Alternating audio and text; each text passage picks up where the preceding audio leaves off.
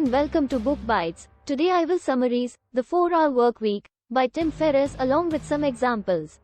Chapter 1. The New Rich. The opening chapter of the book sets the tone for the rest of the book. Ferriss introduces the concept of the new rich, NR, and how they differ from the traditional old-fashioned rich. He argues that the old-fashioned rich are workaholics and slaves to their jobs. They accumulate large sums of money but have no time to enjoy it. In contrast, the new rich are individuals who have redefined wealth. They value time, mobility, and the freedom to do what they want when they want. They are not necessarily millionaires, but they have enough money to live comfortable lives while pursuing their passions. Ferriss explains that the concept of the new rich, NR, is not about being idle or avoiding work altogether. Instead, it's about being selective with the type of work you do and how you do it. It's about maximizing your productivity and efficiency so that you can spend more time doing the things that matter to you. The author suggests that the traditional concept of retirement is outdated. Rather than waiting until old age to retire, the NR aim to retire early in life and pursue their interests while they are still young and healthy.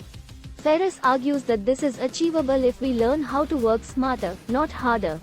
To illustrate this point, Ferriss shares an example of a friend who built a successful online business selling nutritional supplements and worked only 4 hours a week. The key to his success was to automate and outsource as much of the work as possible while focusing on the core tasks that generated the most revenue. Ferriss also emphasizes the importance of outsourcing menial tasks to free up more time for activities that bring you joy and fulfillment. He argues that it's not about buying more things but rather buying your time back. Overall, Chapter 1 of The 4-Hour Workweek introduces the concept of the NR and challenges readers to rethink their traditional notions of work and retirement.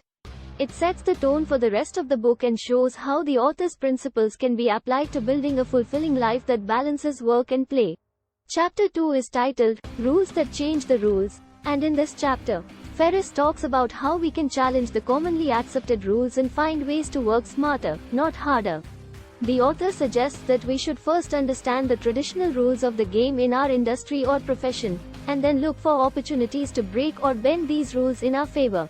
He gives several examples of how individuals and businesses have done this successfully. One such example that Ferriss cites is an online bookstore called 37 Signals, which transformed the industry by breaking the traditional rules. Instead of offering a large selection of books, 37 Signals only offered a small selection of books that were hand-picked by the staff.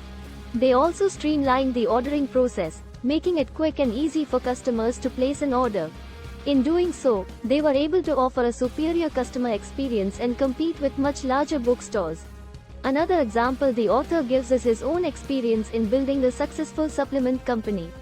Ferriss challenged the traditional rules of the supplement industry by targeting niches that were typically overlooked by larger companies. He also created unique product offerings that were not available elsewhere and built a strong online presence that allowed him to market directly to his target audience. The point Ferriss is making is that by challenging the traditional rules and finding ways to do things differently, we can often find opportunities to work less and produce more. It's important to question why things are done the way they are and look for ways to improve upon them. In conclusion, Chapter 2 of The 4-Hour Workweek teaches us the importance of finding ways to break or bend the traditional rules in our industry or profession.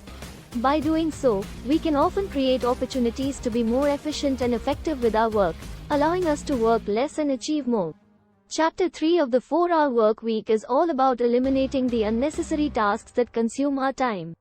Ferriss strongly believes that we need to focus on the things that are truly important and necessary while cutting off the unimportant and wasteful tasks. This chapter emphasizes how we can change our behavior and work habits to save time, reduce stress, and accomplish more in less time. Elimination means cutting down on the low-value tasks that do not contribute much to our goals.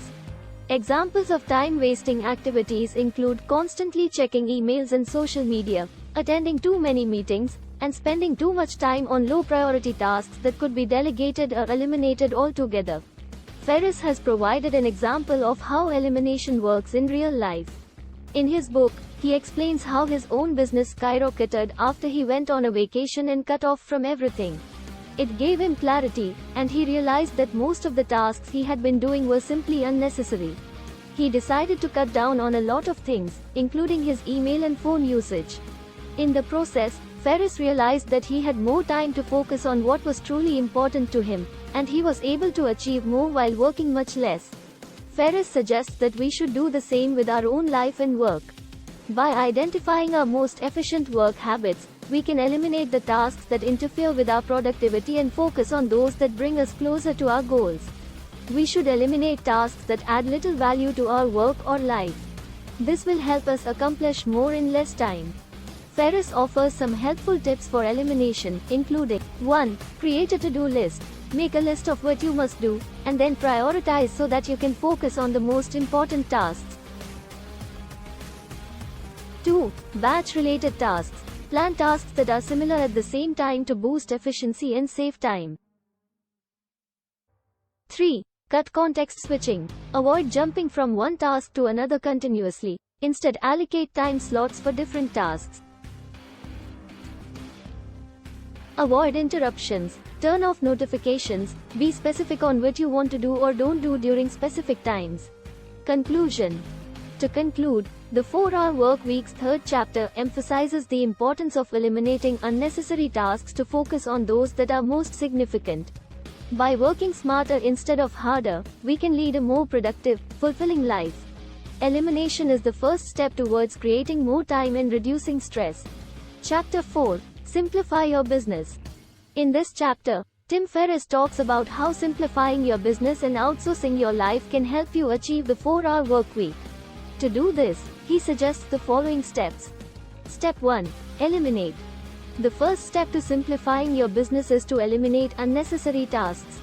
Ferriss suggests that about 80% of your results come from 20% of your efforts. This means that you need to identify the 20% of your tasks that produce the most results and focus on them. For example, if you run an e-commerce store, you can use analytics to determine which products are the most popular and which ones are not selling. By eliminating products that don't sell well, you can focus your efforts on selling the products that are popular and profitable. Step 2. Automate. The second step to simplifying your business is to automate as much as possible. Ferriss suggests that you should automate any task that can be done by a computer or a program. For example, if you run a blog, you can use plugins to automate tasks such as social media sharing, email subscriptions, and comments moderation. Step 3. Outsource. The third step to simplifying your business is to outsource tasks that cannot be automated. Ferriss suggests that you should outsource any task that is not a core competency of your business. For example, if you run a marketing agency, you can outsource tasks such as data entry, customer service, and lead generation. By outsourcing these tasks, you can focus on your core competency, which is marketing. Conclusion. In conclusion, simplifying your business and outsourcing your life can help you achieve the 4-Hour Workweek. By following the steps of eliminating unnecessary tasks, automating tasks that can be done by a computer, and outsourcing tasks that are not your core competency, you can free up your time to focus on what matters most. Chapter 5 of the book, The 4-Hour Workweek, by Tim Ferriss. This chapter is titled, The End of Time Management, Illusions and Italians. You see, time management is something many people struggle with. We're always busy, always rushed, and it seems like there's never enough time in the day. But what if I told you that time management is an illusion? That's what Tim Ferriss argues in this chapter, and I'll explain why. First off, Ferriss points out that most people use a to-do list to manage their time. We create this never-ending list of tasks that we need to accomplish, thinking that if we can just check off everything on the list, we'll be productive and successful. But the truth is, our to-do lists are often unrealistic, and we end up feeling overwhelmed and stressed. So Ferriss suggests replacing the to-do list with two other lists, a not-to-do list and a could-do list. The not-to-do list is pretty self-explanatory. It's a list of things you're not going to do. This could be anything from checking your email first thing in the morning to attending pointless meetings. By eliminating these time-wasting activities, you free up more time to focus on what's truly important. The could-do list is a list of potential tasks or activities that you could do if you have extra time. This list should include things that you're passionate about or that bring you joy. By having a list like this, you're more likely to prioritize your time in a way that allows you to pursue your passions. Now, let me give you a real-life example of how this works. Let's say you're an entrepreneur who's trying to grow your business. You might have a to-do list that's a mile long, with tasks like making phone calls, responding to emails, and attending networking events. But by creating a not-to-do list, you could eliminate tasks that don't really add value to your business, like spending hours scrolling through social media. And by creating a could-do list, you might include attending a conference in your industry or taking a course to improve your skills. By prioritizing the tasks that truly matter, you can grow your business more efficiently and effectively. So there you have it, folks. Time management is an illusion, and there's a better way to prioritize your time. If you want to learn more about this concept and many others that will help you create an efficient and productive life, I highly recommend picking up a copy of The 4-Hour Workweek by Tim Ferriss. And, of course, if you enjoyed this video, please like and share it with your friends. You can also find a link to buy the book in the description below. Thanks for watching.